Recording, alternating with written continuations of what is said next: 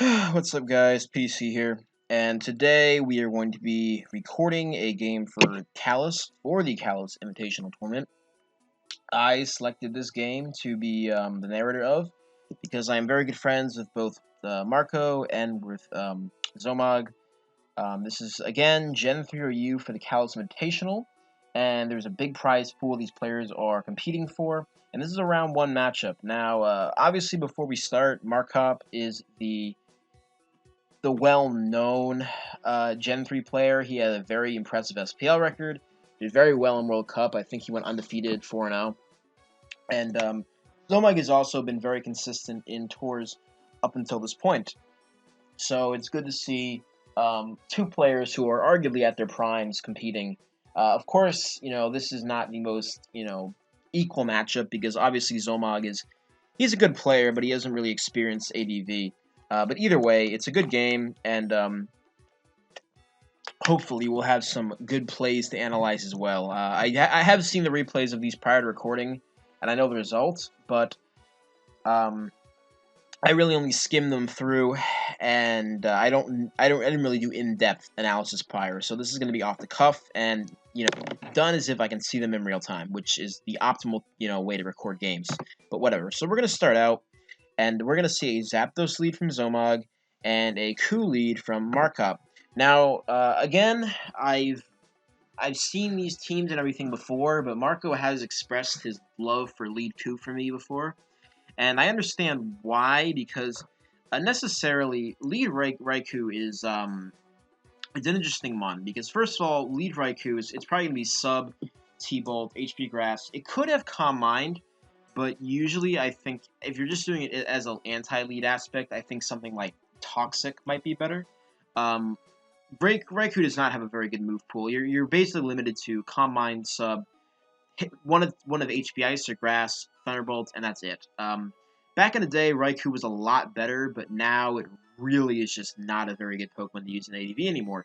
Obviously, some of that is because of Pokemon that have always been popular, like Blissey and Snorlax, and Dugtrio, but in general, the metagames just become really, really harsh to Raikou. Dugtrio, Snorlax, and Blissey, yes, they've always existed, and yes, they've always posed a problem for Raikou, but the way teams are structured nowadays makes it a lot harder for Raikou to come in. Most offenses can pretty much destroy Raikou because every single Mon will carry a move that will basically be able to kill it, usually an Earthquake. Raikou is not particularly bulky, even though it is fast. The problem is, it's never going to be fast enough because Dugtrio will always be able to revenge it. And as long as Raikou does not get lucky versus Blissey, or Blissey is not already prior weakened, or something like that, Blissey is also going to be able to beat its sets with S-Toss. So to see an anti-lead position is kind of interesting. I think it's actually not a bad idea to have an anti-lead Raikou set, but I don't know if it actually has the move pool to be able to execute it that well. It's gonna probably be some variation like that. Zomog is going to lead with Zapdos, and for those of you who don't know, Zapdos builds can be pretty much anything. It could be a specially defensive Zapdos, indicating some type of stall with, spikes or whatever, or it can be an offensive Zapdos, which is a very, very important one to have on physical offenses. So let's see what happens.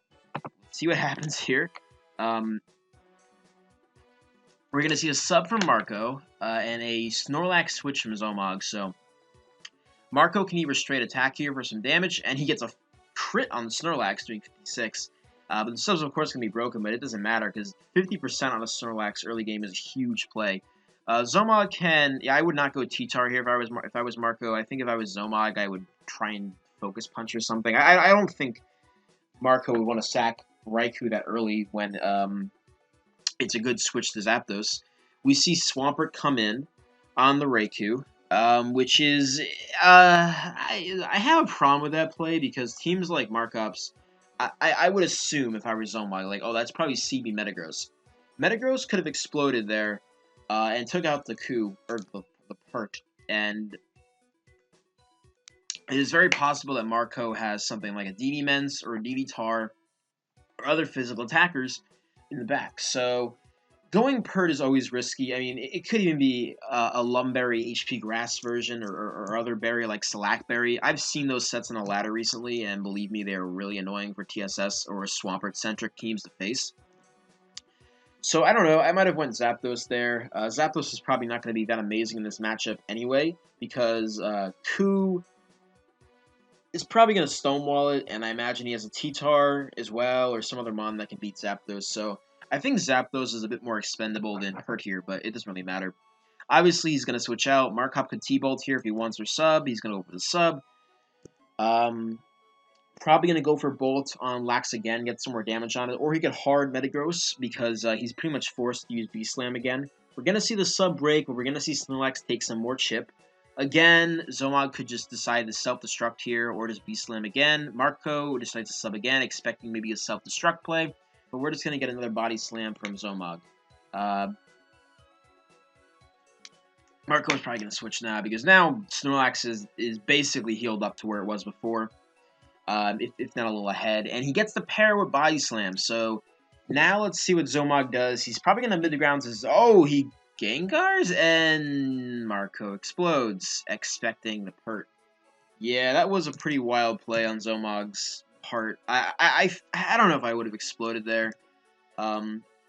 But, you know, I mean, like, I don't really expect a Gengar on a team like this either. I really don't. On a team like this, I would not expect a Gengar. But we do see a T-Tar come out, and we see a Breloom, which is going to pretty much be able to wall T-Tar. I mean, T-Tar can do a lot of damage to it, but it can't kill it. Even Ice Beam or whatever is not going to be able to do enough damage to it.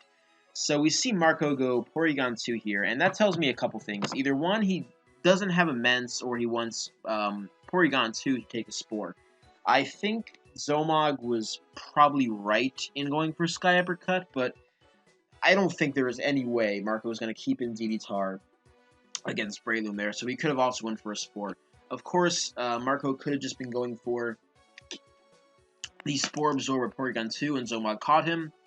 And additionally, it's not the worst mid-ground if you think Porygon 2 is expendable, given that you copy Effect Spore and you have a chance of statusing Breloom for yourself. So, there's Mence. Okay, so yeah, he was trying to absorb the Spore with Porygon 2, and now we see the Spore from Zomog. I don't know. I mean, that was such an easy play for Zomog to make, just Spore, because Porygon 2 could easily be annoying to his team as well. We're going to have to see how many turns Marco gets. I mean, this is going to be kind of rough now. Given Metagross basically got killed for nothing and did no damage to the team, except for 50% on... Or, no, it didn't do that. That was Raikou. Metagross basically did nothing. Porygon 2 is going to go down to sand, having done nothing would be a sacrifice. Raikou has done the cumulative of 50% of damage to the whole team, and now will probably struggle to break the rest of the team. And we're going to see a B-Pass into T-Tar from Zomog.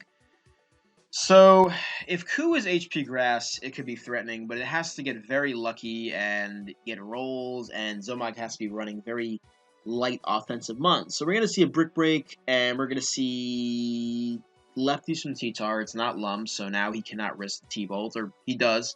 And sadly, he doesn't get the kill. But he Brick Breaks again, so Raikou will live another day. Another thing to note is that the Breloom probably does not have Mach Punch, because Mach Punch in ADV is... It's useful, I'll tell you this, but Breloom usually runs Focus Punch, Sky Uppercut, and HP Ghost, or HP Bug, but HP Ghost is preferred because either way, I mean, Celebi is usually going to be the primary sleep absorber, and then Adamant Max Attack HP Ghost is going to be doing around 40% to Celebi.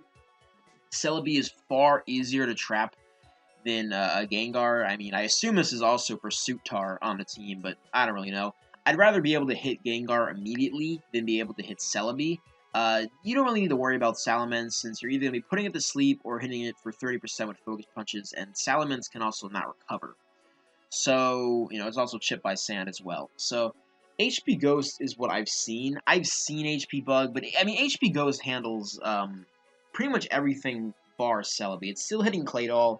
It's making sure that you're basically not absolutely completely walled by one of the, you know, probably the second best amount on the tier, and overall, I think it's a superior move to HP Bug. However, I understand people who run HP Bug, but Breloom doesn't really have the space to run Mach Punch, because if it's only running Sky Uppercut, Breloom becomes increasingly weak on Spore switches.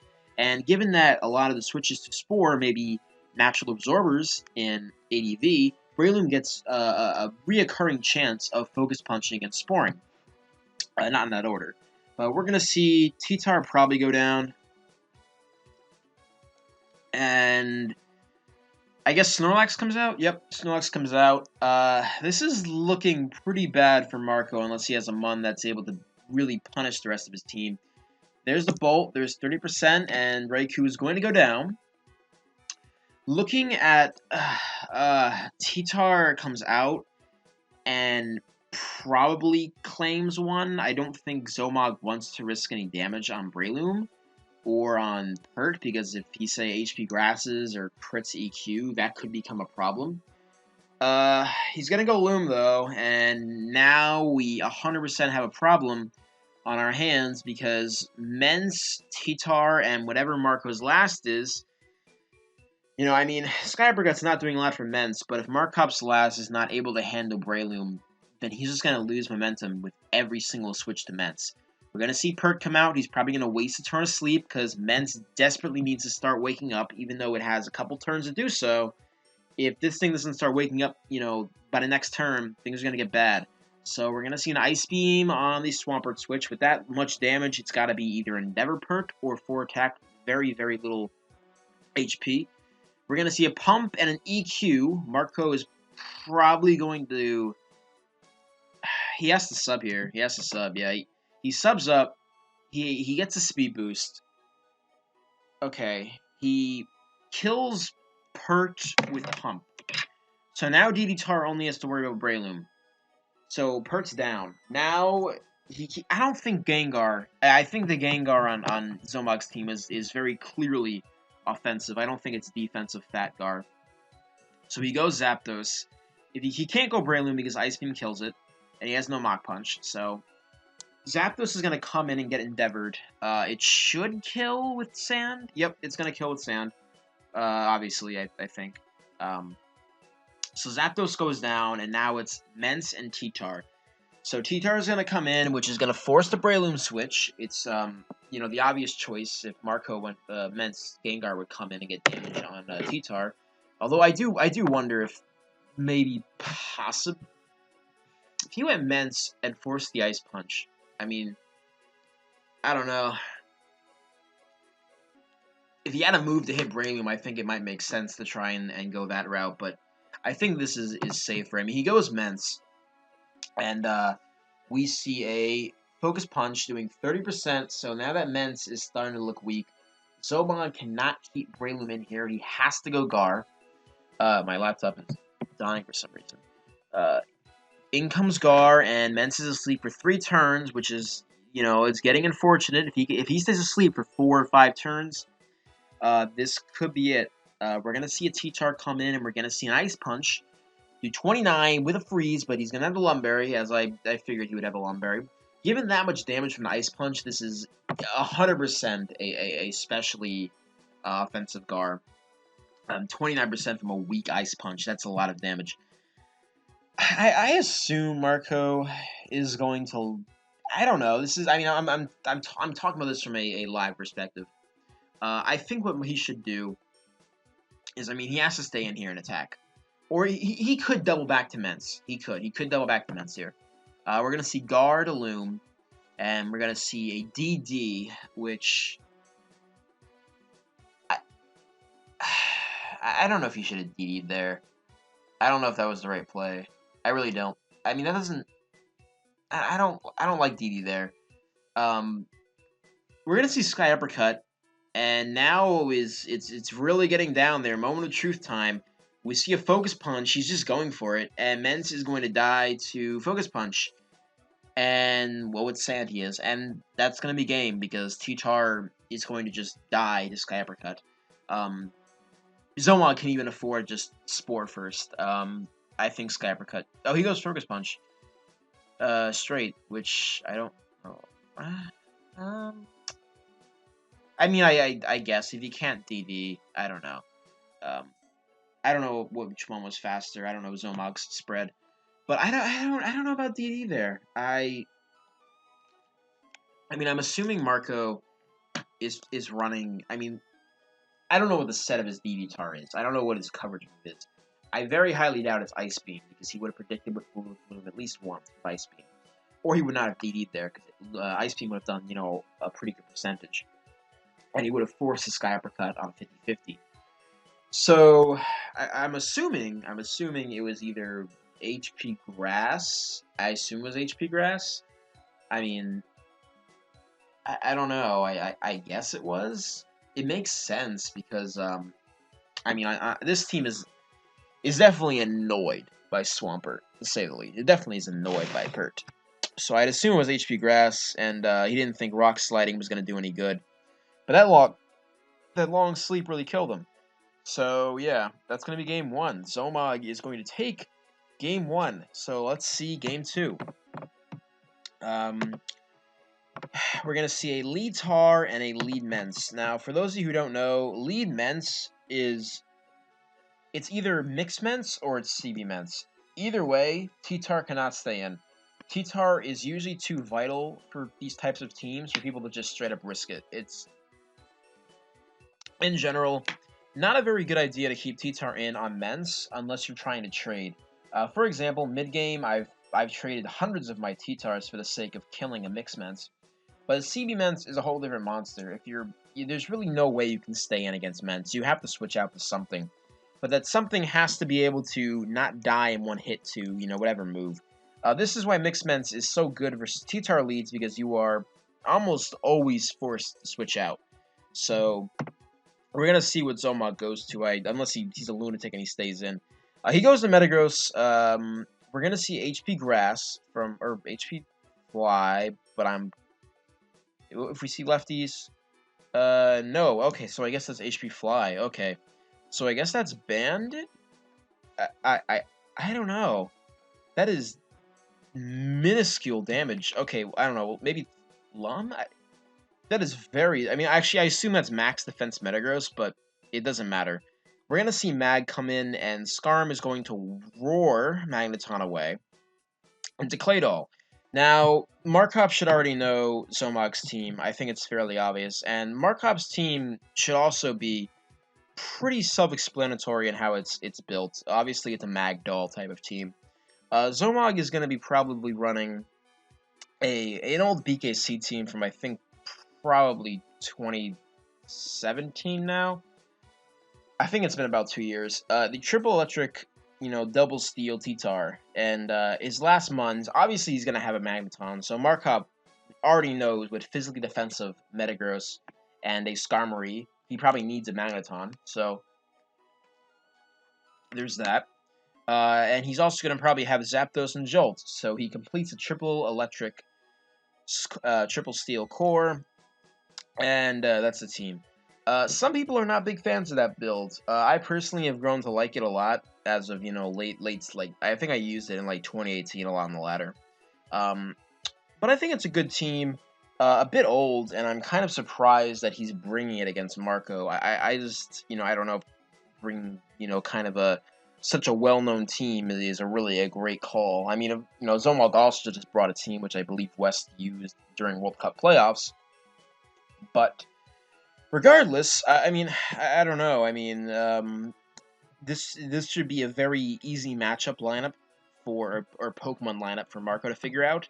And Zomog is still in the dark technically, but I'm sure he can make some guesses as to what the final last months will be, because this could just be a very, very standard Magdoll team with Coon in the back.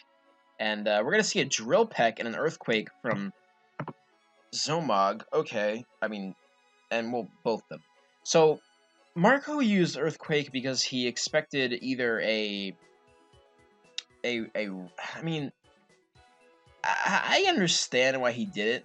The Drill Peck does not make much sense, because he either goes back to Mag, I don't know. He has no anti-spinner. That's for sure. He doesn't have a way to get rid of spin. So, I guess you either spike or you roar there, because you expect him to go back to Magneton, or you expect him to spin, and you manage to keep pretty much one layer while healing a bit of health and playing some leftovers games. So, we're going to see back to Magneton now. I assume Zomog's going to switch here. Yep, goes to Zapdos. And this is not necessarily winning for either of them, but we're just going to see a flat protect from Zomog. Marco decides to go for HP. Hidden Power. I don't know if I guess it's Grass, but I'm very surprised that Marco has not recognized his team yet. I would have thought it'd be pretty obvious. We're going to see a T-Wave on the Zapdos. Slowing Zapdos down is a very big priority for pretty much every team without a Blissey. And we're going to see a Magneton switch from Zomog, and Marco is going to straight T-Bolt there. Not sure if I agree with that play. Even though Scarm is very, very low, I think I would have just went out the doll there. I really do, because I know that he doesn't have an anti-spinner. I know Gengar is not on this build. I know BKC has ran versions of this with Gengar, but I mean, I don't think Zomog is building his own team, so I think that the build is very self-explanatory. So we're going to see a T-Wave on the Mag. He gets paralyzed. Maybe he'll get lucky and paralyze it again and be able to keep his Magneton for another day. But we're going to see a Hidden Power, and of course it's going to be Fire from Zomog, and that's going to be the end of Magneton. So now Magneton is down. Skarmory is not healthy, but as we all know, Skarmory can recover a lot of HP in ADV. So we're going to see an Ice Beam and a Toxic. So, I don't know if that was necessary. I think that the Mag was a fairly obvious sack. I think I would have just EQ'd there, or at the very least, I would have just straight spun, because I don't think he needs it anymore. In comes Metagross, which I think is, again, obviously physically defensive, so it's not going to pose a gigantic offensive threat, but it's certainly going to be annoying. And Mash is going to do 58 to that Claydol, so maybe it's not as defensive as I thought, but then again, this Claydol, I mean, I don't know, there's the explosion. I feel like Claydol is kind of just being wasted here without even spinning. I mean, get rid of at least a layer of spikes while you know you can. In comes Metagross, and in comes Skarmory. We're going to see an Earthquake from Marco. This might be CB, but it could also be a mixed Slackberry, or, you know, yeah, okay, there. So there we see Meteor Mash, and we see Drill Peck. He doesn't even go for another layer of spikes, which I don't really get. We're going to see another Mash, so chipping Zapdos is really good. However, being able to beat physically defensive Metagross when you're going to be taking another residual of spikes, maybe two, I mean, that's not great. But we're going to see Snorlax come in. We're going to see Bolt from Zapdos doing a fair amount. I mean, Zomog has answers to this mon in physically defensive Metagross and T-Tar, so he's going to switch out. Going to go to Skarm, which is going to die from Body Slam. I think it died regardless of the crit there, as long as he was invested pretty heavily. And we're going to see Metagross come in. So Marco probably knows and is well aware that this physically defensive Metagross is a big problem. However, he's also probably aware that the last Pokemon Zomog has, now that he's revealed 5 out of 6 of his team, is Jolteon. And Jolteon is a big problem for the rest of his team, depending on the hidden power it has. It could be Ice or Grass. And I think it's Ice on this team. I know Zapdos is HP Grass, but actually I don't know. Is it Ice? I think it's HP Ice. I think it is. Although this team has problems with Swampert if you I guess you run HP Ice, so maybe he does want to run dual HP Grass and HP Fire Magneton. I don't know. But either way, we're gonna see a counter from Marco on the Metagross, and that's gonna be. It puts him in an interesting situation. We see EQ, and we see counter do 84, so it's not going to kill. He didn't get the right roll, but Metagross is now in KO range from Marco's Metagross, and possibly the Salamence. So with Zapdos paralyzed, this Metagross is definitely a bigger threat, especially if he manages to get an attack raise. So we're going to see Protect, yada yada yada. There's the Mash, obvious there. Hoping he would slip up. I don't think Mash kills from 19. I really don't. We're going to have to see a forced EQ here, so no attack boost chance. And I assume, yep, Zapdos is going to come in. And I don't think Zapdos can kill Metagross from here. So he's just going to straight Mash. He hopes for a para. He gets the attack raise. And are we going to see a Slackberry? No, we're not. So, oh, we are. Okay, yeah, there it is. I forgot the sequence of it. So there's Slack. Mash is going to kill. And we're going to see Jolteon come out, which is going to be able to outspeed the Metagross, unless it is... Unless this Metagross is max speed, which they usually are not. Because most people just hit 249 to outspeed... what is it? 249 is... Yeah, most people hit 249 to outspeed Dugtrio. Because Dugtrio is more common in Jolt. You're outspeeding Dugs, Starmie, Coos, Zam, pretty much an entire, speed tier of Pokemon. However, you're missing out on Jolteon and Aerodactyl and certain +1 Pokemon. So, I don't know if Marco decided to hit that benchmark or not. If he is 262, true max Metagross, actually no, 262 does not even outrun Jolteon Aerodactyl. Yeah, so, yeah, I mean, actually the thing is the Jolteon on this team, from what I remember, is actually, I think, only 374. So, if he decided to hit above 374, then there is a chance that he can win this game. Keep in mind, BKC is a very big fan of investing in HP or attack other than speed. But I don't know if Zomog is following that same exact build that I remember it being. So, I mean, I think he's probably going to be running max speed. I mean, this is probably a bootleg. So, he's going to go Jolt. If he was... Yeah, he's going to have to... Yeah, he goes Jolt. Let's see. It's probably going to outspeed by... Yep, easy outspeed for him. Marco's last is going to either be revealed or... Okay, so... He goes Ments. I think this is HP Ice Jolt. Yep, HP Ice Jolt. What's his... I guess his... Yeah, okay, it's fucking Kabutops. it's Kabutops. Oh, that's so fucking funny. Oh my god. Yeah, he... why? I don't understand. Okay, for those of you who don't know, Kabutops is immune to sand. It's fast enough that it can outspeed Jolt and Arrow at +1. It gets Swords Dance, and it gets Flail, and Rock Slide is in general a good stab in ADV. So the idea is Kabutops being immune to sand is kind of fulfilling a role that Heracross can't, in that it will not get, burnt down by sand damage, on the Slackberry, and it can use a similar strategy to Reversal Heracross. Now, of course, the problem is Kabutops fucking sucks. I've played this team like a million times versus Marco as of last night. And Kabutops struggles from a lot of things, and one of those is that Rock Slide and Flail is really bad coverage in a tier populated by Metagross, Mag, Skarm, just in general, it's so hard because you need to set up SD. You need to not be killed in one hit, and for a Mum which is 4 times weak to Grass, weak to Electric, Ground, Fighting, doesn't really have good defensive stats, you basically need to be a +2 to do anything. And even then, you have to rely on, flinches or whatever, like half the time.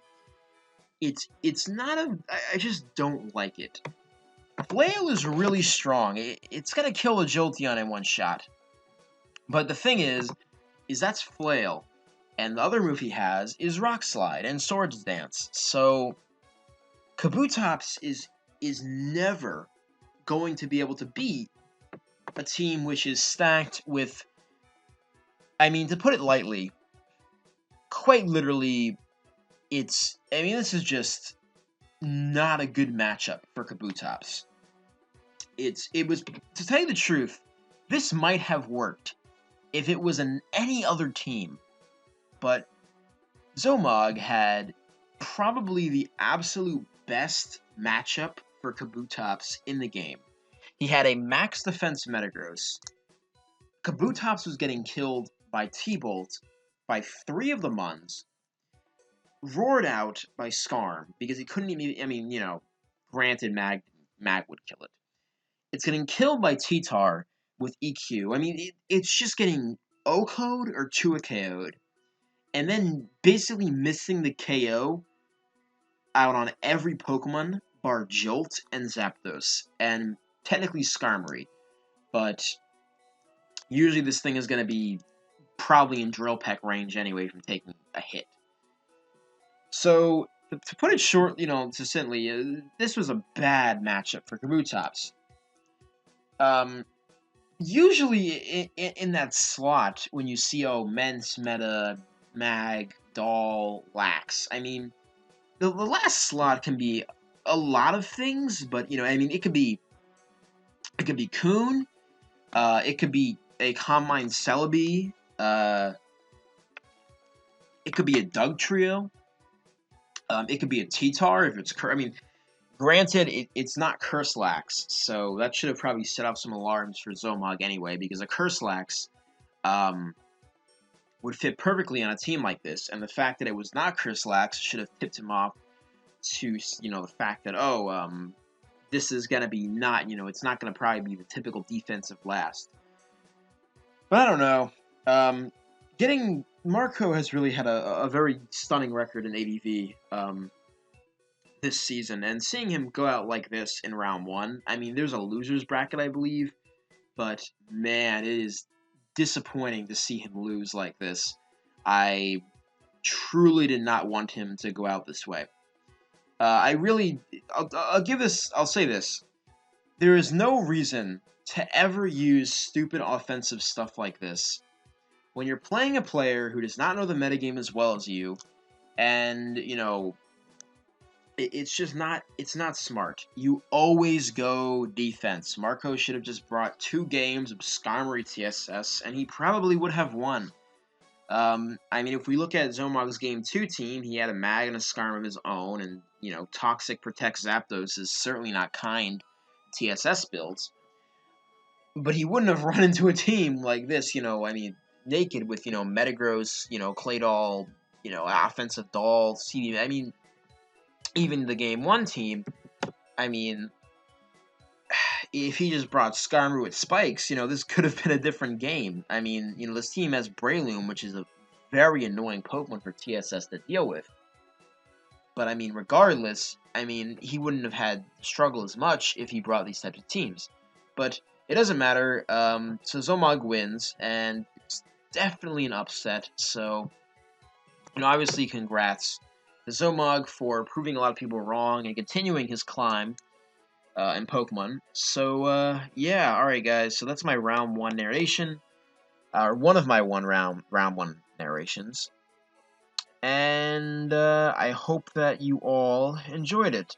And I hope you learned something too.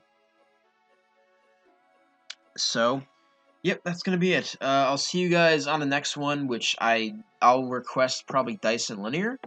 If you guys want me to do more team analysis in these replays, it'd be great. If you want to, me to change anything. And additionally, I'm going to try and catch the next game live because I really dislike recording off of replays. So thank you guys for watching, and I'll see you all on the next one. Peace.